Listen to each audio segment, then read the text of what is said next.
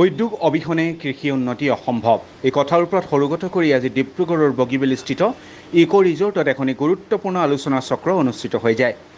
ৰাজ্যৰ বিভিন্ন প্ৰান্তৰ কৃষকসকলক একত্ৰিত কৰি কৃষি উৎপাদনৰ লগতে কৃষি ব্যৱসায়ৰ ওপৰতো বিশেষ ভূমিকা লয় কৃষক বন্ধু ফেচবুক গ্ৰুপৰ জৰিয়তে। ডিব্ৰুগড়ৰ বগীবিলত ছিক্ৰেটছ অফ বিজনেছ গ্ৰথ আলোচনা অনুষ্ঠানত ৰাজ্যৰ বিভিন্ন প্ৰান্তৰ পৰা আহি কৃষকসকলে অংশ লয়। উদ্যোক্তা কৃষক বন্ধুৰ মুখ্য হোতা বৰ্ণালী শৰ্মা বৰুৱাৰ তত্বাৱধানত আয়োজিত অনুষ্ঠানত বিশেষ ব্যক্তি হিচাপে আজি উপস্থিত থাকি কৃষকসকলক কৃষি উৎপাদনৰ লগতে কৃষি ব্যৱসায়ৰ জৰিয়তে কেনেদৰে উন্নয়নৰ ভূমিকা কৃষকসকলে ল'ব পাৰে সেই সন্দৰ্ভত অৱগত কৰা হয়।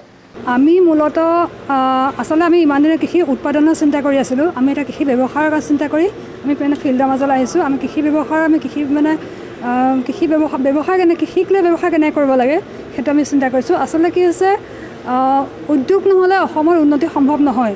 আৰু উদ্যোগ গঠন হোৱাৰ মেইন চ'ৰ্চ হৈছে কৃষি। এতিয়া কৃষিক আমি ব্যৱসায় কৰিবলৈ, কৃষিক আমি উদ্যোগ হিচাপে গঢ়ি তুলিবলৈ কাৰণে আমি আহিছোঁ মিটিং কৰিবলৈ। আৰু অসমৰ বিভিন্ন জেগাৰ কৃষকসকল গোট খাইছে। ইয়াত জোনাৰ পৰা আহিছে, ডিগবৈৰ পৰা আহিছে, গোলাঘাটৰ পৰা আহিছে, গুৱাহাটীৰ পৰা আহিছে, নলবাৰীৰ পৰা আহিছে, তেজপুৰৰ পৰা আহিছে, বিভিন্ন জেগাৰ আমাৰ কৃষকসকল আহিছে। আৰু ইণ্টাৰেষ্টিং কথা, আমাৰ কৃষকসকলে নিজে পে'মেণ্ট কৰিছে। আজি যিটো অনুষ্ঠান আমি প্ৰতিজন মানুহেই, মই অৰ্গেনাইজাৰ, মই মেইন অৰ্গেনাইজাৰ, মই 1000 দিছোঁ, প্ৰতিজন কৃষকে 1000কৈ দিছে। দি পেলাই আমি প্ৰত্যেকে নিজৰ খৰচত আমি এই প্ৰগ্ৰেমটো অৰ্গেনাইজ কৰিছোঁ। আমি 3জন গেষ্ট আমি ইনভাইট কৰিছোঁ।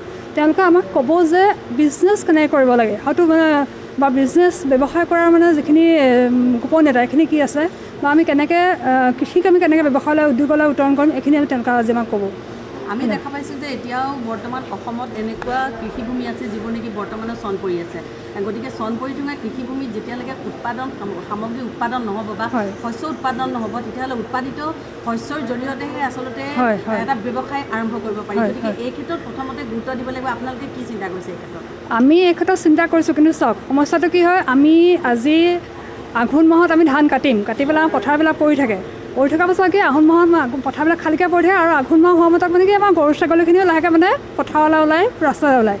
কোনোবা এজন আমাৰ সাধাৰণতে হয় কি, নামনি অসমত একেটুকুৰা পথাৰতে 3টা খেতি কৰে, কিন্তু উজনি অসমত একেটুকুৰা পথাৰত এটাই খেতি কৰে। কি হয়, আমি যদি ধৰক এখন পথাৰত এজন ফাৰ্মাৰে যদি আমি খেতি কৰাৰ পাছত হয় কি, বেলেগৰ গৰু ছাগলী আহি পেলাই খাই পেলায়। কাৰণ এখন বেছি পথাৰ আমি জেওৰা দি বেৰিব নোৱাৰোঁ, কাৰণ বাঁহৰ সমস্যা এই কথা থাকে। যদি আমি গ্ৰুপ হিচাপে, জইণ্ট হিচাপে বা গ্ৰুপ আমি যদি আমাৰ যিখিনি FPC আছে বা সংগঠন আছে, গতিকে যদি গ্ৰুপ হিচাপে যদি পথাৰবিলাকক খেতি কৰিব লয়, আমাৰ উৎপাদন বাঢ়িব আৰু পথাৰবিলাক এনেই পৰি নাথাকে। ইয়াৰ ফলত হ'ব কি, আমাৰ সেই কৃষিক উদ্যোগলৈ উত্তৰণ কৰা আমাৰ যিটো সপোন, সেইটো সম্পূৰ্ণ হ'ব। আজি আচলতে আমাৰ 2জন এণ্টাৰপ্ৰেনাৰশ্বিপ ডেভেলপমেণ্টৰ 2জন ব্যক্তি, হেমাংগ কিশোৰ দত্ত আৰু অৰিজিত শৰ্মা, তেখেতসকল 2জনে এণ্টাৰপ্ৰেনাৰশ্বিপৰ কাৰণে বহুত ভাল কাম কৰি আছে। এই অনুষ্ঠানত উপস্থিত থাকে মেণ্টৰ ঐত্যমিতা, হেমাংগ কিশোৰ দত্ত আৰু অৰিজিত শৰ্মাৰ লগতে বিশিষ্ট বিজ্ঞানী ডক্টৰ প্ৰদীপ শইকীয়া। আচলতে কৃষক বন্ধুৰ লগত ফেচবুকৰ যোগে সামাজিক মাধ্যমৰ যোগে বহুদিন আগৰ পৰাই যোগাযোগ আছিলে, বিশেষকৈ বৰ্ণালীৰ লগত। আৰু তেখেতসকলৰ যিমানখিনি কাম চাই আছিলোঁ, কিন্তু এনেকৈ অহাৰ সুযোগটো পোৱা নাছিলোঁ। আজি ইমান বছৰৰ মূৰত এই সুযোগটো আচলতে হেৰুৱাব নোখুজিলোঁ।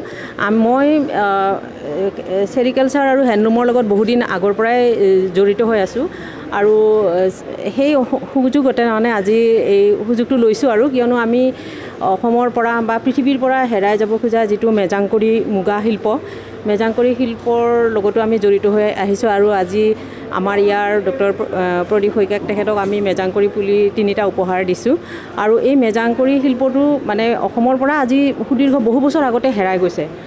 আপোনালোকে চাগে শুনিছে বা আপোনালোকে পঢ়িছে। গতিকে আমি সেই এইটো মেজাংকৰি পুলি একেবাৰে পৃথিৱীৰ ক'তো নাই, অকল অসমতে আছে এইজোপা গছ। আৰু এই মেজাংকৰিৰ লগতে কাম কৰি আছোঁ। আৰু লগতে আমি অসম চৰকাৰৰ যিটো এটা প্ৰজেক্ট চলি আছে এপাৰ্টৰ, তাত 1 ডিষ্ট্ৰিক্ট 1 প্ৰডাক্টৰ যিটো প্ৰজেক্ট চলি আছে, তাত আমি চৰাইদেউ জিলাৰ ফালৰ পৰা আমি আমাৰ Charaideo silk and agro' producer কোম্পানীৰ তৰফৰ পৰা আমি জহা ৰাইচৰ সুগন্ধি জহা চাউলৰ ওপৰত আমি কাম কৰি আছোঁ আমাৰ কৃষকসকলক লৈ পেলাই। গতিকে তেনেকৈ এটা আজি এখন মঞ্চ আমি পাইছোঁ। ইয়াত আমাৰ আমি সকলোৱে কাম কৰোঁ, কিন্তু বিজনেছ হিচাপত আমি মানে ব্যৱসায়িক হিচাপে আমি আগবাঢ়িব নোৱাৰোঁ বা বহু কিবা কিবি কাৰণত আমি ৰৈ যাওঁ। বা আমি আজি যিখিনি আলোচনাৰ পৰা গম পাইছোঁ যে আমাৰ কোৱালিটি প্ৰডাক্টৰ ক্ষেত্ৰত আমাৰ যিটো